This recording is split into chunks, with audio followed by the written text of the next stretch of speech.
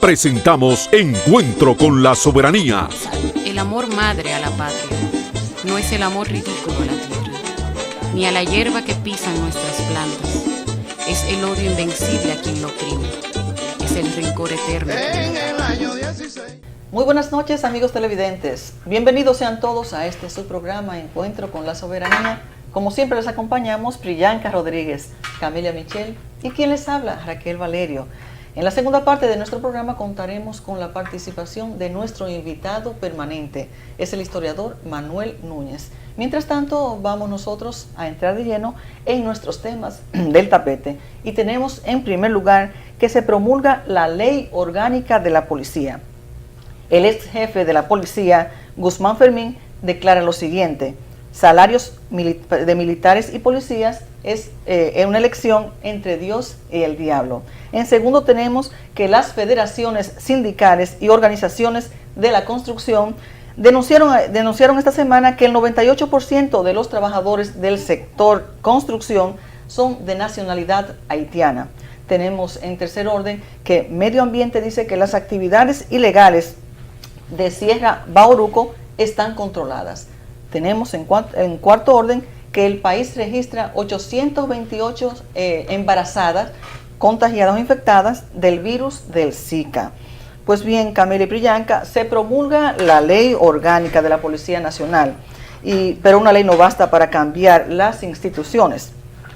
El suicidio del cabo de la policía, del cual hablamos en el programa pasado, Carlos Ramírez Martínez, por la extorsión que les hacían sus superiores para que les llevaran dinero, creo que mensualmente, y además de eso, cuando se presenta a su casa, su padre le pide 50 pesos para la cena.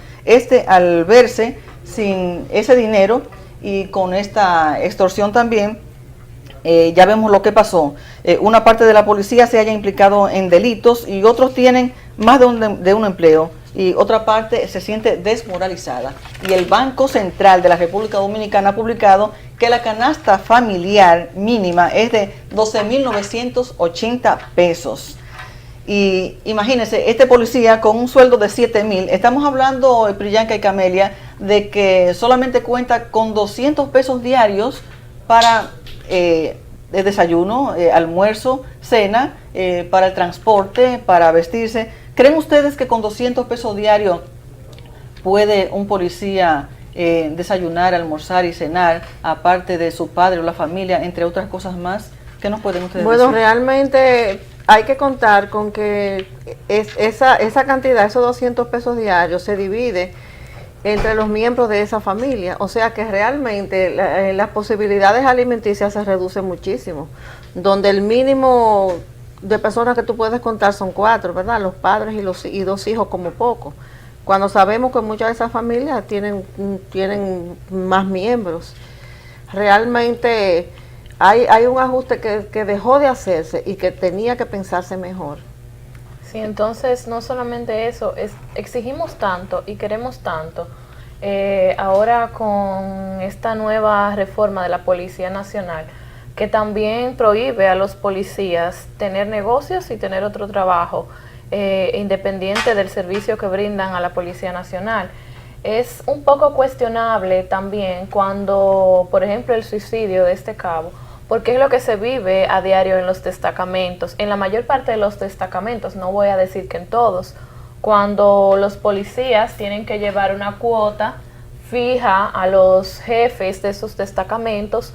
Muchos policías inclusive venden su sueldo a los superiores para ellos poder buscársela en la calle, ya que en la calle consiguen más dinero que lo que ganan en la Policía Nacional. Entonces hacemos una reforma, pero ¿qué conlleva esta reforma? Realmente estamos trabajando para que la policía mejore, porque una cosa no es solamente el salario, sino que actualmente las personas que están ingresando al cuerpo policial, la mayoría ni siquiera está preparado. Son jóvenes, muchos de estos jóvenes ya que han delinquido y que siguen delinquiendo dentro de la Policía Nacional, que hay un gran grupo de policías que tienen en zozobra a la población.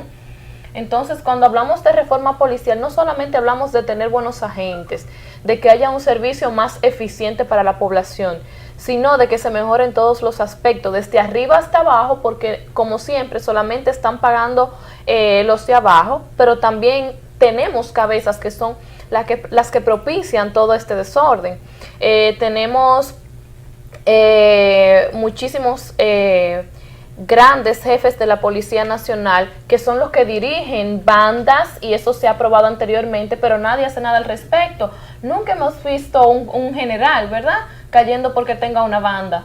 Es muy difícil, pero sin embargo tenemos sargentos, tenemos cabos, tenemos rasos, pero nosotros tenemos que primero cortar por la cabeza. Una reforma no significa que nosotros le demos de baja a los policías de rango bajos que delinquen, sino que también podamos juzgar a esos grandes policías, y grandes militares también, porque en otras instituciones también se ve, en fuerzas castrenses, pero que no solamente hay una reforma policial en este ámbito, sino que también se trabaje con el sueldo, con la preparación de los policías, también que se pase, por así decir, por un sedazo a todos los policías que están entrando, porque tenemos unos policías, mira, terribles, que lo que están haciendo es llevándole un mal mensaje realmente a la población. No, y hemos visto también en las redes que ya muchos han renunciado en vista de esta nueva ley. Decenas y decenas ya han pedido su de baja. Y da pena que los que están pidiendo las de baja son personas que son de los más trabajadores, de las personas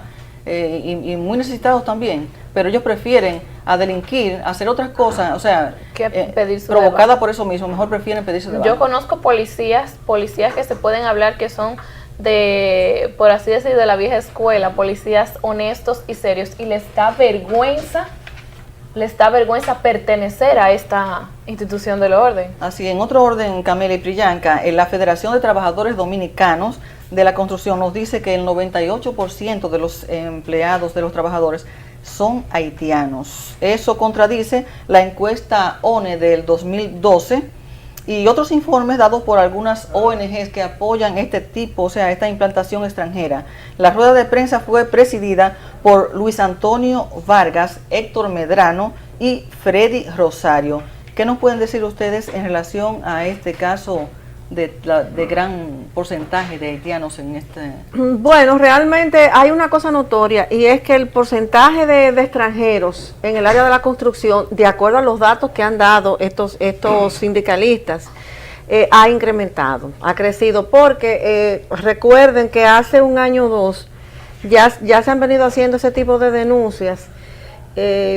Inclusive hubo un gremio dentro de la construcción que sometió a la justicia a dos empresas constructoras por no cumplir con la ley en unas obras a las que ellos habían solicitado acceso.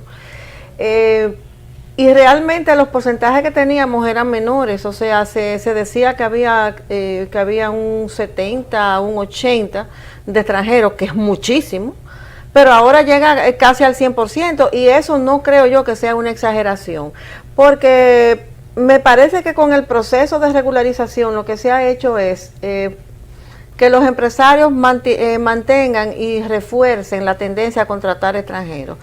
Realmente, pero hay una cosa que sí yo debo decir con respecto a los trabajadores dominicanos, y es que yo encuentro que su lucha no ha sido todo lo firme que debería ser, porque ellos salen cada cierto tiempo haciendo una denuncia, pero ya en esta situación ya no se precisan más denuncias por la prensa. Lo que se tiene que hacer es ellos mantener una vigilancia, y donde quiera que haya una obra donde los obreros de la construcción sean ignorados, ellos tienen que proceder legalmente. Aunque se entiende que es un esfuerzo bastante grande, pero ellos tienen que proceder, tienen que buscar un mecanismo legal para sentar en el banquillo de los acusados a esos empresarios. Y que se cumpla la ley. Para que se cumpla la ley, porque se ha visto que la justicia sí funciona, pero el agraviado es el que tiene que hacer el esfuerzo. Entonces usted no gana nada con venir, sentarse frente a las cámaras de televisión y decir, no, porque los obreros dominicanos somos marginados. Oh, señor, pero tenga presente las construcciones que hay, y enfrente el problema en el campo de trabajo. Sobre todo ahora sí que el gobierno, que el presidente Danilo Medina dijo que va a hacer que se cumplan las leyes en este nuevo periodo de sus 4 años. Justamente ahora ideal para que se cumplan. Sería muy agradable que él empezara a cumplirlas él como presidente de la República, porque hemos visto que ha violado nuestras leyes en innumerables ocasiones. Indudablemente, no solamente en el sector de la construcción se viola el 80-20 que establece nuestro código laboral, se viola también en el sector turismo, en el sector agropecuario, en muchísimos sectores más donde el dominicano ha sido desplazado por la mano de obra no extranjera en su generalidad, porque cuando hablamos de que ha sido desplazada por extranjeros, en sí estamos hablando no solamente de haitianos, estamos hablando de un sinnúmero de extranjeros, pero realmente es por extranjeros haitianos específicamente. En algunas áreas, porque ya aquí se está viendo la presencia en algunas áreas descontrolada de extranjeros ilegales de otros países, latinoamericanos. Pero claro, no, aquí es un desorden a todos los niveles. A todos los niveles posibles. Entonces, también no solamente es una denuncia, como mencionó Camelia, lo más importante es que ellos están organizados por una federación, tienen una fuerza que otros no tienen. Entonces, la denuncia no solamente es un día cuando ya prácticamente no queda un dominicano en el sector de la construcción. La denuncia es persistente, tiene que ser persistente y tienen que hacerlo por los canales legales. Exacto. Porque no es hablando, denunciando y tirando piedra. Es haciendo las cosas como se tienen que hacer ahora. Si la justicia no funciona, entonces ya cabría otro tipo de acciones, pero por el momento hay que abarrotar los juzgados. Y dar los pasos correspondientes. Así es. Y Camila y Priyanka, después de que el presidente Medina se sorprendió de la deforestación en Bauruco, llueven las declaraciones de prensa del ministerio. Un estudio citado por Francisco Mosquera nos dice que han desaparecido más de 500 ríos por la deforestación y depredación del bosque. Se han dado permisos, según denuncia Jake Kill de la Fundación Punta Cana, para cortar 250,000 árboles. ¿Cuál es la realidad que esta gente quiere esconder? Y como bien vimos también en programas anteriores que mencionamos, que solamente fue a esta entidad que es un cuarto de millón de árboles que se otorga. Sí, imagínate los otros que hay más también que están también en esta situación. Bueno, hay algo que me ha gustado mucho de esa denuncia de la Fundación Punta Cana, y es que el Ministerio de Medio Ambiente por primera vez casi en los 4 años de gobierno, de este gobierno que concluye, se ha sentido combinado a dar una respuesta, aunque sea una respuesta incompleta. Se ha sentido porque generalmente ellos se quedan callados con todas las denuncias de la población, que son innúmeras, y no de la Sierra de Bauruco, de Constanza, de Jarabacoa, la cordillera septentrional, es todo el país que está siendo atacado en su floresta. Y es la primera vez que realmente que yo veo una respuesta más o menos coherente, porque ellos destinaron ahí unos técnicos que fueron a las redacciones periodísticas a decir que realmente, o sea, lo que se trasluce es lo siguiente, que el documental fue hecho en el 2011, porque ellos están hablando de que del 2011 acá se han tomado muchas medidas. Entonces, eso nos hace presumir que ese documental, parte de los datos quizás son ya un poco viejos.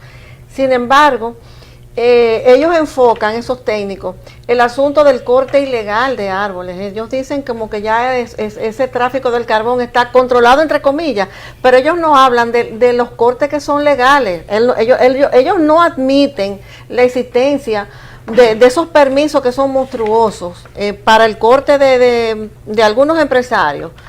De casi medio millón, de un cuarto de millón de árboles. O sea, ellos ese tema no lo asumen. A mí lo que me sorprende en realidad es que al presidente Medina le sorprenda. ¿Y por qué? Porque el mismo presidente Medina está yendo a las diferentes provincias a crear grupos para reforestar. Entonces no entiendo por qué le sorprende cuando él tiene conocimiento de lo que está pasando.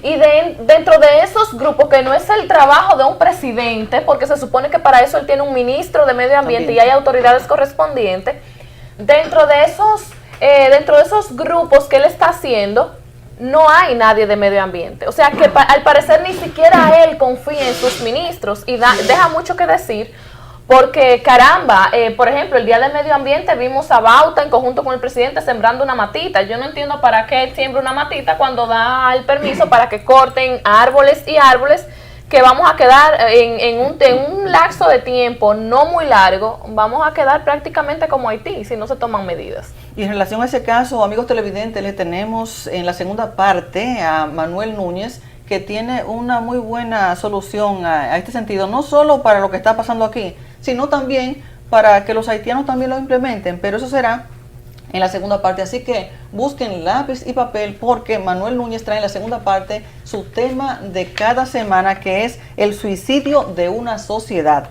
Mientras tanto, nosotros vamos a continuar con el desarrollo de nuestra primera parte y tenemos en tercer orden, Priyanka y Camelia, que esta semana nos enteramos que hay 828 embarazadas contagiadas con el virus de Zika. Ya ha nacido un niño microcefálico.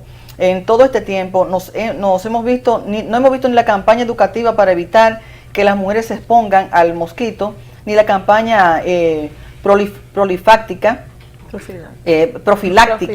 llevada a cabo por las juntas de vecinos y de las iglesias, las organizaciones sociales para hacer la guerra al mosquito. En algún momento se habló de importar un depredador que devora las larvas del mosquito, pero el gobierno y particularmente el Ministerio de Salud Pública y Medio Ambiente brillan por su ausencia.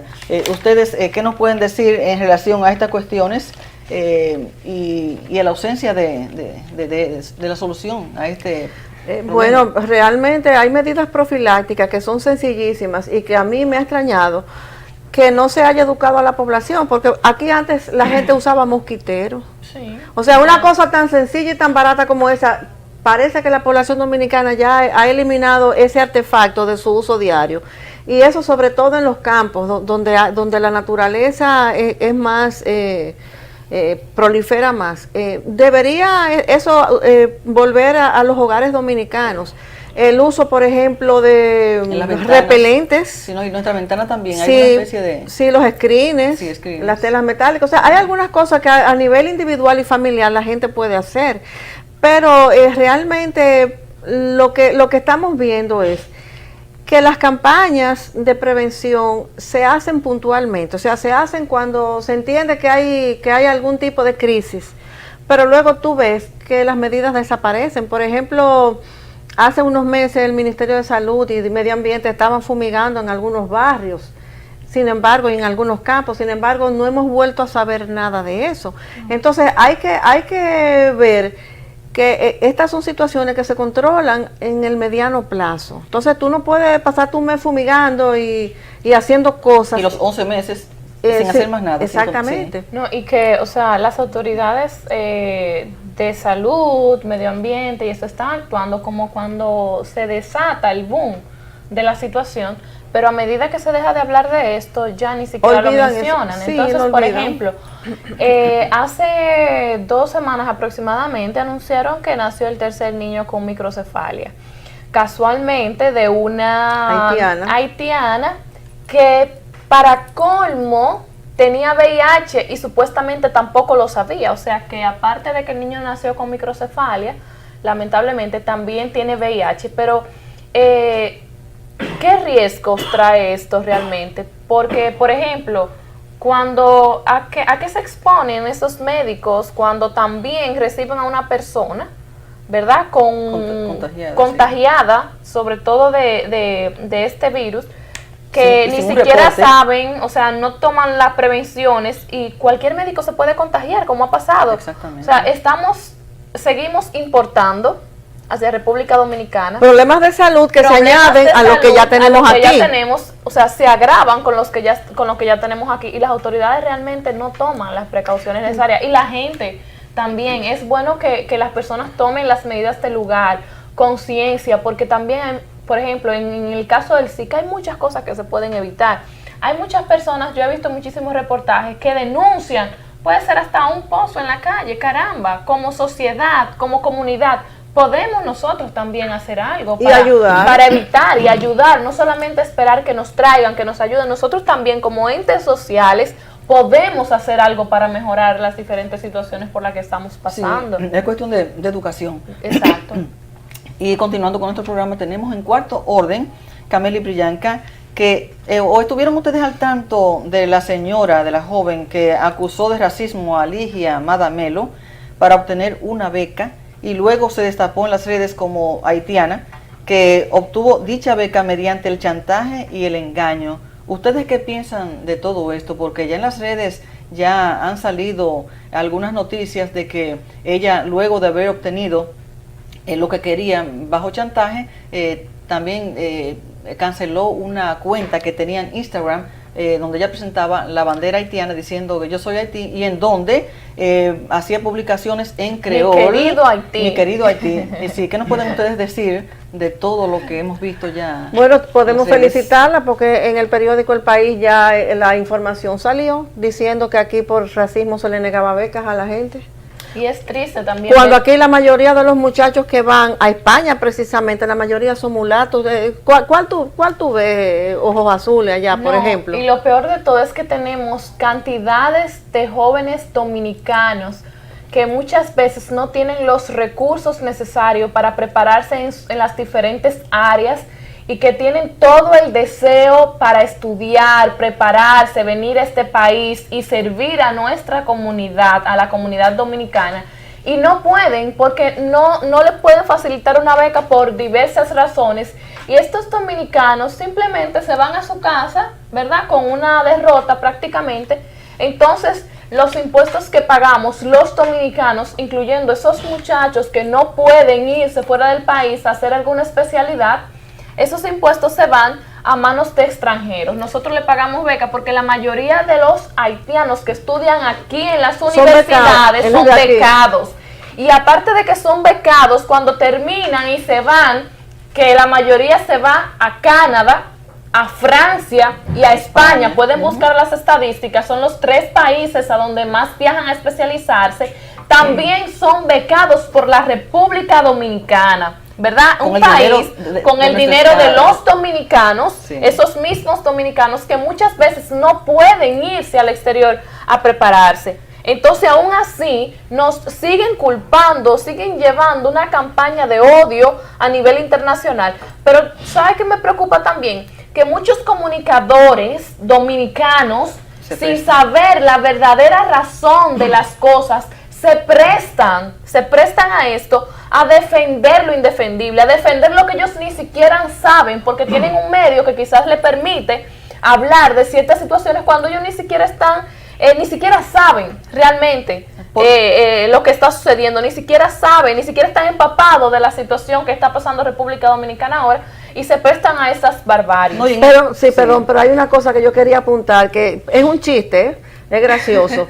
El ministro de Interior y Policía, Monchi Fadul, calificó de racistas a los dominicanos que protestamos por las redes y por diferentes vías cuando se prolongó el plan de regularización y cuando se habló de que se iban a renovar los carnets. Nos llamó racistas por eso. Pero ahora que fue acusada de racismo Ligia Madamelo de Cardona, él no ha dicho ni esta boca es mía. Entonces, ¿qué considera él? ¿Que Ligia es racista o no? ¿Su gobierno es racista o no? Pero en este caso, en el caso justamente de esta joven de descendencia haitiana, resulta que hemos visto en las redes que la puntuación que ella no calificaba para esa beca. También vemos que ella también tenía 3 sueldos del Estado. De diferentes incluso hasta pertenecía hasta a la vicepresidencia. Exacto. Aparece en la nómina de la vicepresidencia, aparecía en la nómina del Ministerio de Educación, del Ministerio de Interior y Policía, con anterioridad. Fue candidata también a regidora por la provincia de Pedernales, por el Partido Revolucionario Moderno. O sea que estamos hablando de alguien que no fue directamente y humildemente ella fue dispuesta a que lo iba a obtener a como diera lugar. El chantaje de siempre. siempre, o sea, es bien Sí, y esos son chantajes que usan nuestros vecinos. Pero tú decías, Priyanka, ahorita que los dominicanos, los jóvenes dominicanos, deberían también hacer entonces su show, su teatro, para que vean cómo es que se consiguen también las cosas También aquí. las cosas. Sí. Y bien, amigos televidentes, hemos ya terminado con la primera parte de nuestro programa. Nos vamos a un pequeño corte y cuando regresemos tendremos con todos ustedes y con nosotros aquí el historiador Manuel Núñez con su tema de fondo. Así que manténgase en sintonía con nosotros aquí en Encuentro con la Soberanía. Presentamos Encuentro con la Soberanía. El amor madre a la patria no es el amor ridículo a la tierra, ni a la hierba que pisan nuestras plantas. Es el odio invencible a quien lo oprime. Es el rencor eterno. En el año 16. Y bien, amigos televidentes, hemos llegado ahora a la segunda parte de nuestro programa Encuentro con la Soberanía y como siempre tendremos con nosotros y con todos ustedes al historiador Manuel Núñez con su tema de fondo, que es el mismo artículo que él publica cada lunes en varios medios electrónicos como son en Impacto Digital, almomento.net, y el otro es Veedor Digital. el Veedor Digital. También lo publicamos en Twitter, en Facebook y en otros medios electrónicos. El tema de esta semana de Manuel Núñez es el suicidio de una sociedad. Bienvenido, Manuel Núñez, a este tu espacio, a este tu programa. De lleno vamos a comenzar inmediatamente y vamos a desglosar este tema en varios, o sea, este artículo en varios temas. En primero vamos a tener, ¿pueden los cambios en el medio ambiente transformar la suerte de un país? La segunda cuestión que tenemos es la tesis de Jared Diamond. En tercero tenemos dos caminos distintos, República Dominicana y Haití. En cuarto tenemos cuáles son las soluciones para contener la degradación del medio ambiente en Haití y evitar que se haga a expensas de nuestro bosque. En quinto y último tenemos cuáles son las salidas para rehabilitar el medio ambiente de ese país. Vamos a comenzar en el mismo orden, Manuel, y la primera pregunta que tenemos es en base a tu mismo artículo, es ¿pueden los cambios en el medio ambiente transformar la suerte de un país? Bueno, esa es la pregunta que se hace el propio Jared Diamond cuando escribe su libro Colapso, que fue un bestseller en su momento. Es la idea de que si la historia del medio ambiente de un país puede transformar la vida de una sociedad completa. Y ponen los ejemplos de los habitantes de la isla de Pascua, en Chile, en el hemisferio sur, los ejemplos de los Anagasis, los ejemplos de los habitantes de Groenlandia, es decir, da ejemplo de una cantidad de pueblos en los que los cambios medioambientales han destruido la posibilidad de continuidad histórica en esos países, ¿no? Es decir, que el hecho mismo de que se suprima el territorio, la plataforma en la que un pueblo está, puede a su vez cambiar totalmente la vida, provocar, como ocurre en África, donde hay una tradición de deforestación, que haya pueblos nómadas, ¿no? Justamente muchos de los hábitos que vemos en Haití los vemos también en África. Es decir, es una deforestación masiva, el consumo de la biomasa masivamente, y eso produce una nomadización de los pueblos, es decir, la transhumancia de un pueblo a otros lugares cuando el mecanismo de sustento, la base de sustento, está destruida. Luego, Jared Diamond plantea que las sociedades que hacen esas cosas, por lo general tienen 4 salidas. En primer lugar, muchas veces no perciben el problema, que es un poco el caso de la República Dominicana, es decir, aquí se ve como una especie de tema deportivo al hablar del medio ambiente. Sí, eso es muy bonito para las crónicas, pero no hay ninguna reacción sobre las consecuencias reales que podría tener una estampida en el medio ambiente negativa para el país.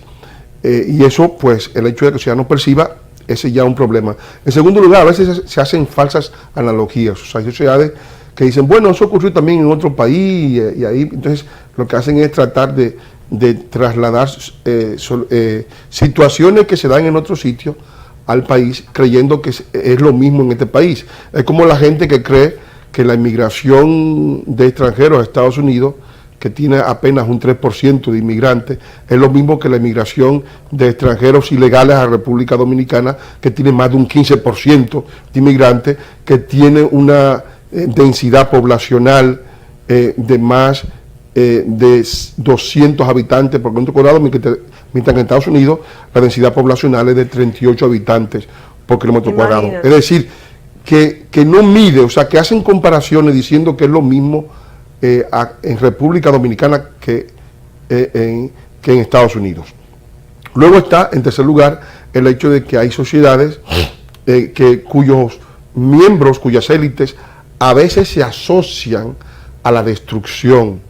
Por ejemplo, en este caso, hemos visto que ante una situación como es la desnacionalización masiva del empleo en la República Dominicana, que necesariamente va a aumentar los niveles de inseguridad que el país vive, porque al privar a los dominicanos de los mecanismos de supervivencia, pues habrá menos seguridad para la población que está en el país, porque esa población que no tiene empleo tendrá que vivir de algo.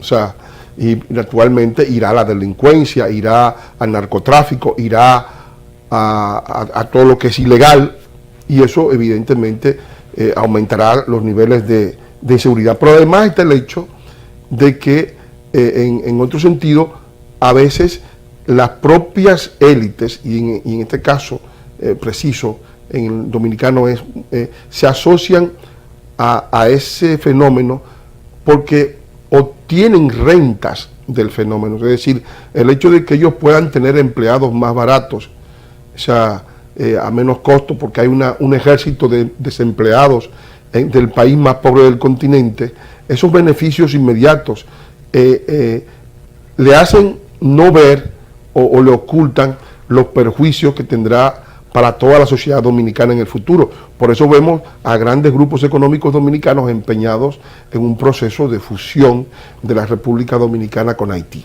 Y en cuarto lugar está el hecho de que muchas veces la sociedad percibe el problema, pero le parece tan gigantesco, tan mastodóntico, que piensa que no habrá forma de conjurarlo, de resolverlo, y entonces se decide por resignarse a que los hechos consumados realicen su labor.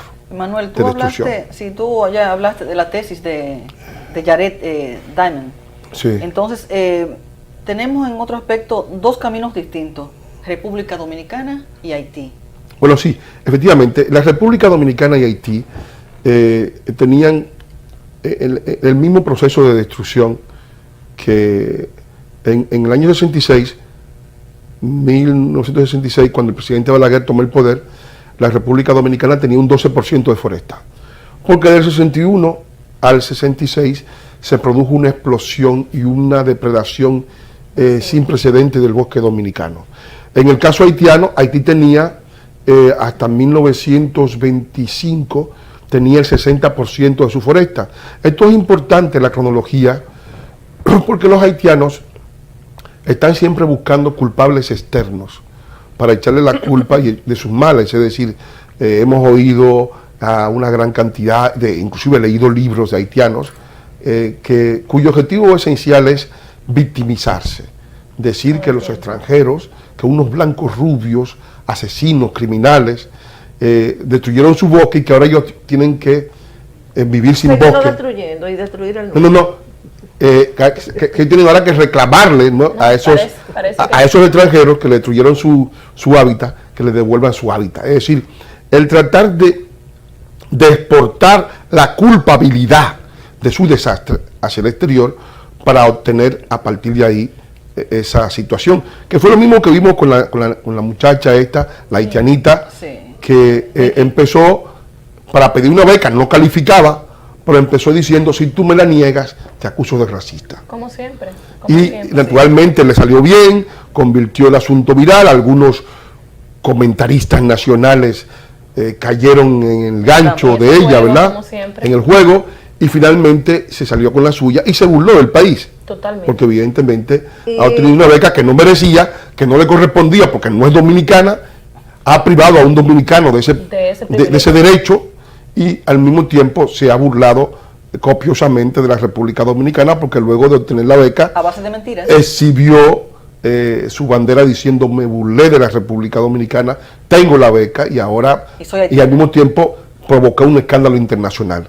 Y no me correspondía porque además no se sabe si es legal o no, porque tiene unos apellidos en español, pero no son los apellidos de ella, es una haitiana visceral.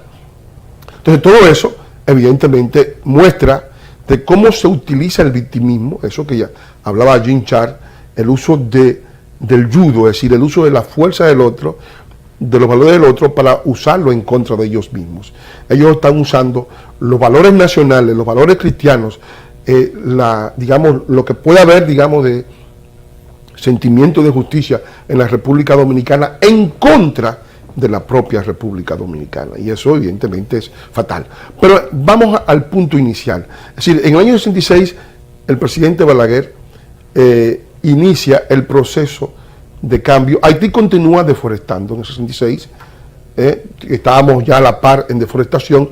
Los dominicanos en ese año iniciaron un proceso totalmente distinto. Balaguer cerró los aserraderos, editó la ley de foresta, criminalizó el corte de madera, inició la política de aguas, de hecho él construyó 22 presas, inició todo un proceso de reforestación masiva, comenzó la importación de madera extranjera para no depredar el bosque dominicano, se introdujo el gas propano, el GLP, masivamente, con estufas gratuitas para las poblaciones, y al mismo tiempo haciendo que el carbón sea más caro.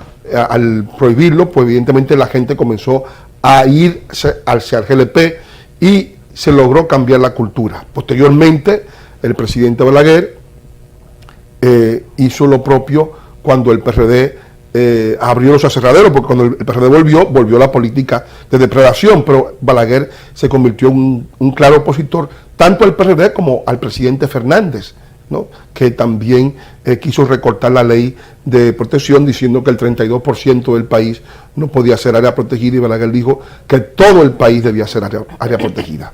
Es decir, que hubo una política de un estadista que cambió eso, y eso evidentemente significó que al día de hoy tengamos, a pesar de toda la depredación, más o menos un 39% de capa boscosa, lo cual evidentemente es un logro que hemos hecho a base de mucho sacrificio. Es verdad que hay que aumentar aún más, porque el país tiene que preservar su condición de país agrícola y su condición de país turístico, y esos dos elementos no pueden hacerse sin agua, sin foresta y sin medio ambiente. Pues bien, Manuel, tenemos todavía dos temas más, que son cuáles son las soluciones para contener la degradación del medio ambiente en Haití y evitar que se haga a expensas de nuestro bosque, y la última sería cuáles son las salidas para rehabilitar el medio ambiente de ese país. Nos vamos con la cuarta, que es cuáles son las soluciones para contener la degradación del medio ambiente en Haití y evitar que se haga a expensas de nuestro bosque. Bueno, en la segunda parte yo me centré en una tesis elaborada por el señor Alexandre Racicot de la Universidad de Sherbrooke en Canadá, que es esta que tenemos aquí.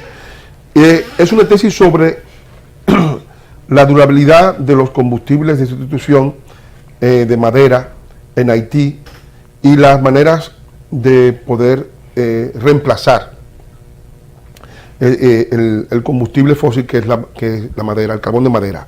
Bien, en Haití hay dos combustibles esenciales que usa el 80% de la población haitiana. Uno es la leña, es decir, directamente el árbol cortado, y otro es el carbón vegetal. El carbón vegetal en Haití es el principal combustible, proviene esencialmente de la República Dominicana. Haití tiene tenía en el año 66 un 12% de capa boscosa, ahora tiene 1,5% de capa boscosa, y evidentemente con esas situaciones tan degradadas impide que haya una cantidad suficiente de agua y un medio ambiente adecuado para una agricultura posible. Y este señor en su maestría analiza, hace un diagnóstico en primer lugar de la situación ambiental de Haití, que ya es inocultable porque es una situación de desastre, y luego, pues una vez hecho esto, dice, bueno, necesitamos, dice él, se plantea, necesitamos tener la posibilidad de cambiar esta variable, porque son dos problemas. Un problema es cómo reemplazar el consumo de carbón vegetal de los haitianos, que ahora se hace a expensas de la República Dominicana, porque la propia revista Foreign Policy denunció que más de 50.000 toneladas de carbón son extraídas desde la República Dominicana hacia Haití. O sea que la República Dominicana ha sido el suplidor de ese carbón que Haití ya no tiene, e incluso dice el documental de Muerte por Mil Cortes, que una parte de ese carbón que va hacia Haití es exportado incluso a Estados Unidos y otros lugares, y va a la barbacoa de los Estados Unidos. Que por cierto, Manuel, ya que usted mencionó me gustaría saber qué usted opina sobre, o sea, nosotros nos encontramos entre los 3 exportadores más grandes de carbón hacia Estados Unidos, entre ellos Canadá, Brasil y República Dominicana, considerando que República Dominicana es como un lunar en Sí. esos países, ¿verdad? ¿Qué podemos esperar nosotros de República Dominicana si continuamos con esta exportación? La variable es terrible porque evidentemente la República Dominicana está expuesta a un problema externo. O sea, el problema de la necesidad de carbón de Haití no es un problema interno de República Dominicana. Claro.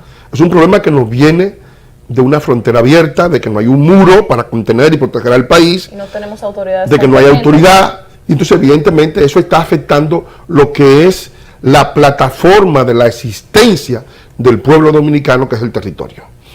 Entonces, contra eso lo que hay que imaginar es las soluciones, porque evidentemente tenemos que ver las soluciones.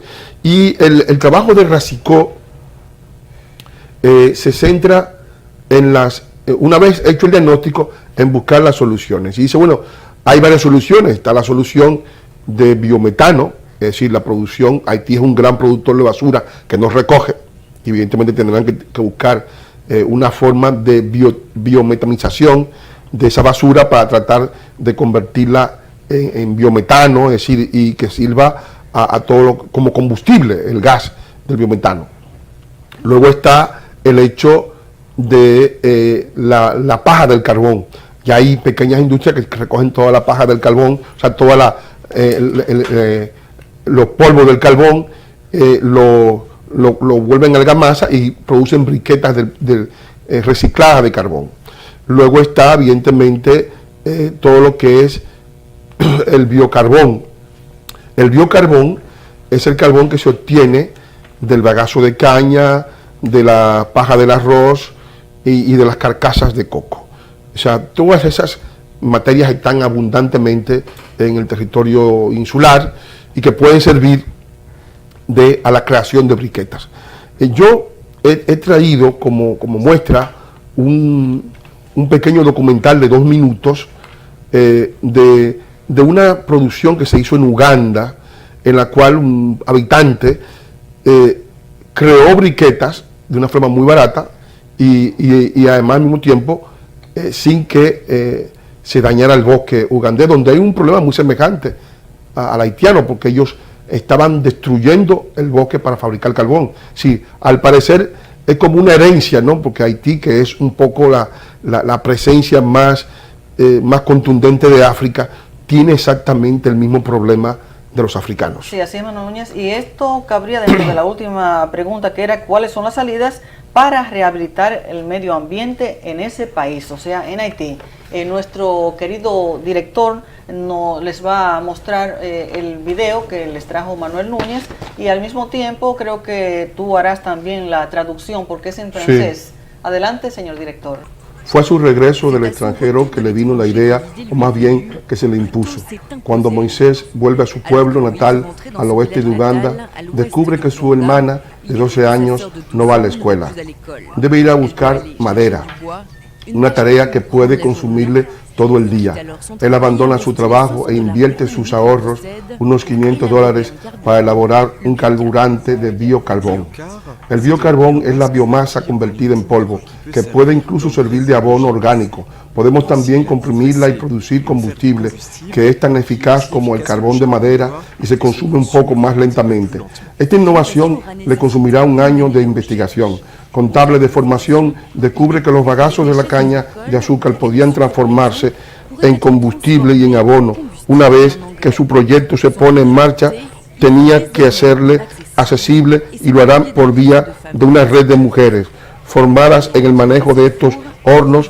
Ellas revenden el carbón para parte de la producción en el mercado, lo que le produce $5 diarios, menos caro, menos nocivo. El biocal le permite a los habitantes ahorrar dinero. Tenía la costumbre de utilizar un saco de carbón vegetal por día y eso me costaba 30,000 chilines ugandeses. Con el biocarbón solo gasto 25 chilines o se ahorra 5,000 chilines. Comprando este carbón preservamos el medio ambiente. 80% de los habitantes del África subsahariana dependen del carbón de madera. Es una de las principales causas de la deforestación en África. La gente invade el bosque, lo han devastado, han arrancado los árboles y devorado el ecosistema con toda su impunidad. En estos últimos 20 años, un tercio de la capa vegetal ha desaparecido. Los ecologistas dan la voz de alarma. Si no se hace nada, una gran porción del bosque habrá desaparecido de aquí a 40 años. Por su parte, Moisés espera convencer a 40 millones de personas de utilizar su biocarbón. 3,000 personas ya lo emplean hoy. Tiene además como proyecto de reforestar el bosque ugandés plantando 25 millones de árboles. Y bien, amigos televidentes, ya después de haber visto este documental, Manuel Núñez, ¿qué tú les puedes decir finalmente a los dominicanos y a esas personas también que tienen el dinero para restaurar Haití, sobre todo los Clinton, ¿verdad?, que están en campaña, pero que antes de la campaña deberían cerrar ese caso y dejar, por ejemplo, ese legado, dejar el dinero que tienen para la reconstrucción de Haití, justamente con este proyecto que está muy interesante?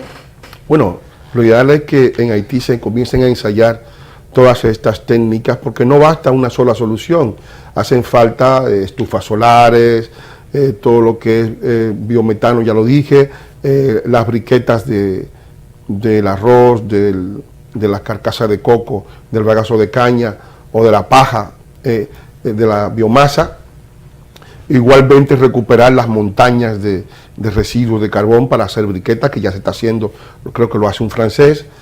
Y al mismo tiempo hace falta una política de rehabilitación del territorio, porque una vez que logras contener la demanda de carbón, pues luego tiene que rehabilitar el territorio que ha sido destruido. Y para eso, pues la idea es un cultivo que no sea atractivo para el carbón, como es la jastrofa. La jastrofa es muy mala para producir carbón. Y al mismo tiempo reforesta y se da en los ambientes desérticos. Y produce una semilla que es biodiesel. Es decir, la semilla de jastrofa se mete al trapiche y produce biodiesel. Y es una de las soluciones que han utilizado los israelíes para reforestar el desierto. Es lo mismo que el agave mexicano, que produce el tequila, que también es excelente para reforestar y que se puede combinar con otros cultivos. Lo esencial es que haya, darle al pueblo dominicano, a la sociedad dominicana, una salida para que el bosque dominicano no sea el sacrificado y el que deba desaparecer por las necesidades haitianas. Es decir, yo tengo muy poca fe por parte de aquel lado de los haitianos, porque ellos no tienen ningún tipo de preocupación medioambiental seria. Al final del artículo hemos visto la cita de un asistente de Preval y de un gran técnico agrónomos haitianos que hablan, y hablando ellos llegan a la conclusión de que la desaparición del carbón vegetal en Haití es prácticamente imposible según ellos, porque implica una gran fuente de empleo del país. Es una industria que tiene una cifra de negocio de unos 400 millones de dólares, y que eso pues conspira contra cualquier tipo de política de cambio de hábitos. Sin embargo, los dominicanos estamos obligados a intervenir para que esos hábitos sean cambiados y que la República Dominicana no se vea compelida a desaparecer por las necesidades digamos, de carbón del pueblo haitiano. Pero si ellos no tienen, no pueden hacerlo, pues nosotros, como tú dices, sí tenemos recursos, porque tenemos nuestras plantaciones, tenemos con el coco, se puede hacer con el bagazo de la caña. Yo creo que nosotros podemos exportar briquetas, sí, porque digamos, el bagazo de caña en la República Dominicana se pierde, y la República Dominicana es un productor todavía importante de caña de azúcar. En los ingenios del este y en otros ingenios más, pues tenemos una gran cantidad de bagazo que se pierde, pero al mismo tiempo somos también un productor de arroz importante, y la paja del arroz también es una solución para tratar de que tanto la paja del arroz como la carcasa de coco, que también es un producto nacional importante, pudieran servir para contrarrestar y salvar el bosque dominicano. Yo pienso que son las soluciones que hay que buscarle. El país tiene que actuar como un pueblo adulto, no puede, digamos, darle la espalda a una situación que va a ser catastrófica en el futuro. Y con eso protegemos nuestros árboles.